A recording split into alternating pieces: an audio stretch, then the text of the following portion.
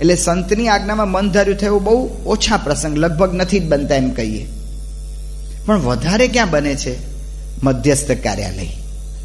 જેમણા કહ્યું ને કાગળિયા મોકલ્યા જ કરો છો, તો એના આદેશમાં મન ધાર્યું કરે છે. હવે આપણો તર્ક શું કરે છે, બુદ્ધિ શું કરે છે કે ભગવાન અને સંતની આજ્ઞામાં મન ધાર્યું અમે કરતા નથી, અને મધ્યસ્થ કાર્યાલયમાં મન ધાર્યું કરે તો ખોટું શું છે?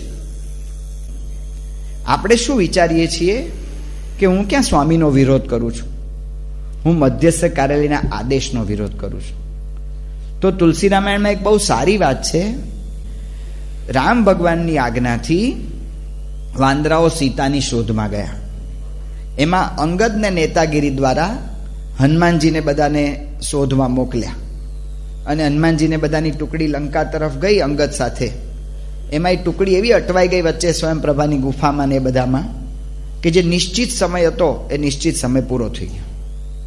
સુગ્રીવે આજ્ઞા કરી હતી કે નિશ્ચિત સમય સુધીમાં જો કોઈ સીતાની શોધ કરીને નહીં સમાચાર લાવે તો એનું માથું ઉડાડી દેશે. એટલે આ વિચાર કરીને અંગદને બધા ભેગા થયા વાંદરાઓ, અને સુગ્રીવની બહુ જ ટીકા કરવા માંડ્યા. સુગ્રીવ કેવો છે, લુચ્ચો છે, વાલીને મરાવી નાખ્યો, મને કામી છે ને બીજું છે ને ત્રીજું છે ને બહુ બધી જેટલી ટીકા એ કે ખોટી નહોતી. જે વાત કરતા હતા ને એ હકીકત પ્રસંગે સહિત કરતા હતા, એટલે બધી વાત સાચી હતી. એ વખતે જામવાને બધાને ભગવાન રામનો મહિમા કહ્યો અને સમાધાન કરાવ્યું કે રામ ભગવાનનો મહિમા. સુગ્રીવને એ લોકોને અંગદને બધાને પ્રશ્ન શેનો છે કે સુગ્રીવ હરામી છે. સમાધાન શેનાથી આપે છે જામવાન? રામના મહિમાથી. અને બધાને સમાધાન કેમ થઈ ગયું?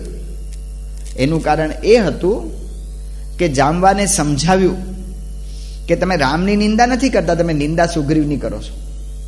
પણ સુગ્રીવને આવી રીતે ગાદી આપનાર કોણ છે? સુગ્રીવને રાજા બનાવનાર કોણ છે? રામ છે. તો તમે અત્યારે ટીકા ભલે રામની નથી કરતા, પણ રામના કાર્યની ટીકા કરો છો. એટલે જેટલા ગુનેગાર રામના ટીકા કરનારા થાય ને એટલા જ ગુનેગાર તમે પણ થાવ છો. તો રામને શું ખબર નહોતી કે સુગ્રીવ આવો છે? રામ ભગવાને આદેશ આપ્યો, તો રામ ભગવાને આદેશ આપ્યો એ ખોટો છે એમ તમે માનો છો? એટલે કે એનો અર્થ એવો થાય છે કે રામનું કાર્ય ખોટું છે. આ જ વાતને આપણે આપણી રીતે વિચારીએ તો મધ્યસ્થ કાર્યાલયનું સ્થાપન કોણે કર્યું છે? અને એના કાર્યનો હું નિષેધ કરું છું, એના કાર્યને હું જેવું તેવું માનું છું, એના કાર્યને હું વિચાર્યા વગરનું માનું છું. એનો અર્થ એવો થયો કે હું પ્રમુખ સ્વામીના કાર્યને વિચાર્યા વગર માનું છું. આ સીધું ગણિત છે. તો એટલા માટે મન ધાર્યું મધ્યસ્થ કાર્યાલય સામે પણ જ્યારે આપણે કરીએ છીએ, અથવા જે કોઈ અધિકારી સ્વામી નિમ્યા હોય એની સામે કરીએ છીએ, ત્યારે આપણે પણ જેમ ભગવાનને સંતની આજ્ઞામાં મન ધાર્યું, આજ્ઞામાંથી બહાર નીકળીને મન ધાર્યું છે, એટલું જ આ મન ધાર્યું થયું છે. જે ગુણાદિતાનંદ સ્વામી કહ્યું કે મન ધાર્યું. મંદિરનું આખી બધી જ પ્રવૃત્તિ કરી શકતો હોય, ત્યાગ રાખતો હોય, ગમે તેવાને સત્સંગ કરાવતો હોય, તો એ ન્યૂન છે અને એને માથે વિઘ્ન છે. તો એટલા માટે આપણે વિચારવાનું છે. તો ક્યારે આપણે મધ્યસ્થ કાર્યાલયના આદેશોને લગભગ ઓલું કરતા હોઈએ છીએ. એમાં શું આપણને પ્રશ્ન ક્યારે થાય છે ને એમાં શું આપણે નથી સમજી શકતા? કારણ કે આપણે કંઈ કરવા માટે તો આવ્યા જ નથી. આપણે કાર્ય લીધું છે એ બહુ પ્રેમથી, મહિમાથી લીધું છે. હવે આપણે અત્યારે વિચાર એ કરીએ છીએ, આંતરખોજ આપણે તપાસ કરીએ છીએ કે મારા કાર્યમાં વિઘ્ન ક્યાં આવે છે, મારી સાધનામાંથી મને પાડે છે કોણ? યોગીજી મહારાજ કહે છે કે મારી સ્થિતિ વાસણ ઉટકવામાંથી થઈ, એટલે કે સેવામાંથી થઈ, પ્રવૃત્તિમાંથી થઈ. તો મારી કેમ સ્થિતિ થતી નથી? મને કેમ અનુભવ થતો નથી? એનું કારણ શું છે? હું પ્રવૃત્તિ તો કરું જ છું, તો મને સુખનો, શાંતિનો, ભ્રમરૂપ થયાનો અનુભવ કેમ થતો નથી? તો મારે મારા અંતર જે પ્રશ્નો છે અથવા જે મને અનુભવ નથી થવા દેતા એને ગોતવા પડશે.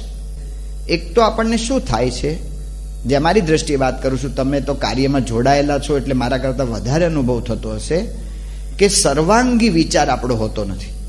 ઘણી વખત શું થાય છે, મધ્યસ્થ કાર્યાલયનો આદેશ આવે એ આદેશ આવે ને એટલે તરત જ આપણે શું કરીએ છીએ, હું શું કરું, એ આદેશ અને આપણું મંડળ, એ બેનો જ વિચાર આપણે કરીએ.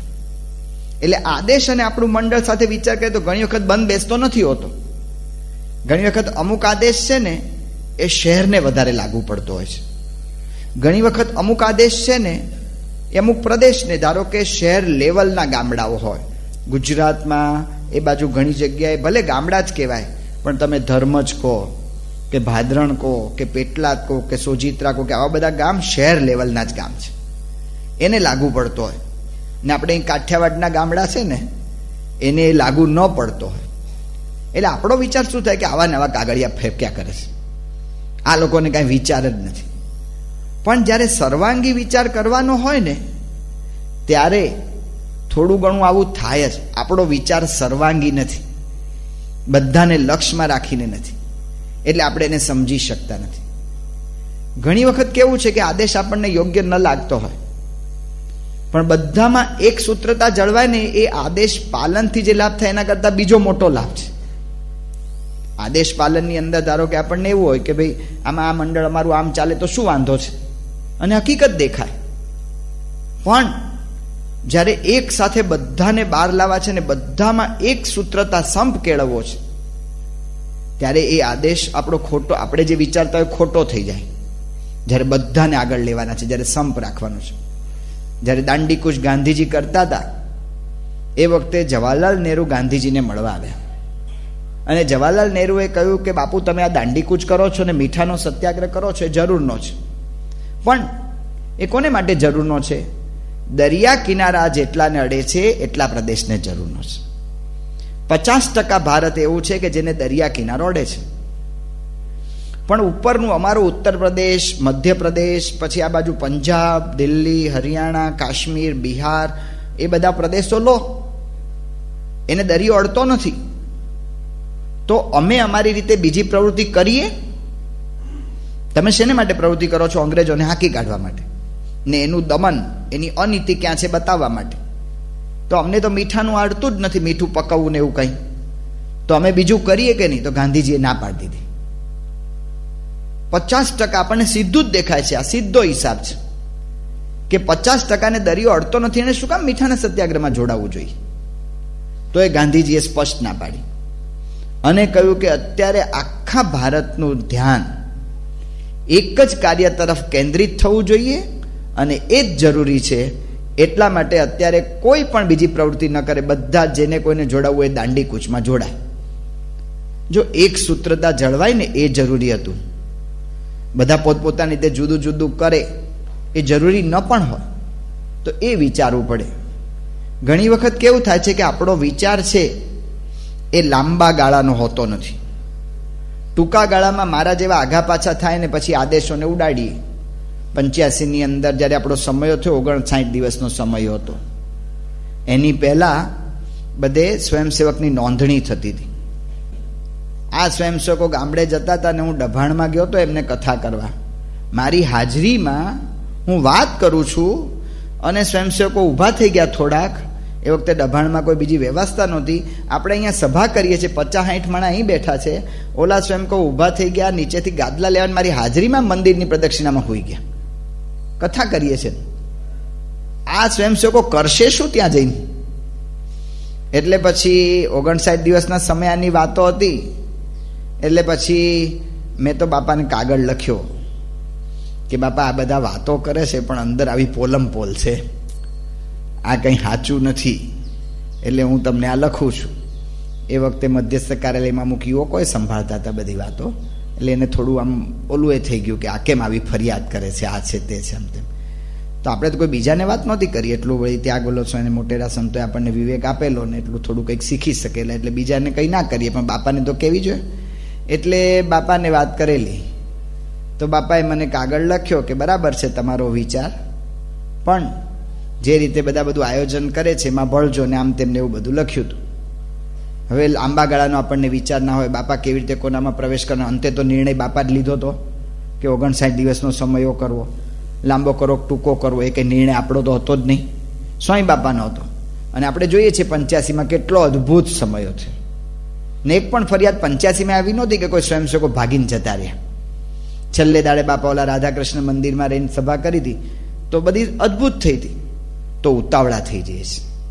લાંબા ગાળાનો વિચાર નથી હોતો. આપણા થોડા ઘણા અનુભવના આધારે કૂદકા મારીએ એનો વાંધો નથી, પણ બીજાને વાત કરીએ, ત્રીજાને વાત કરીએ અને એ 2-5 જણના મન જે ગૂંચવીએ અથવા મન જે બગાડીએ છીએ એ આપણી અસેવા થાય છે.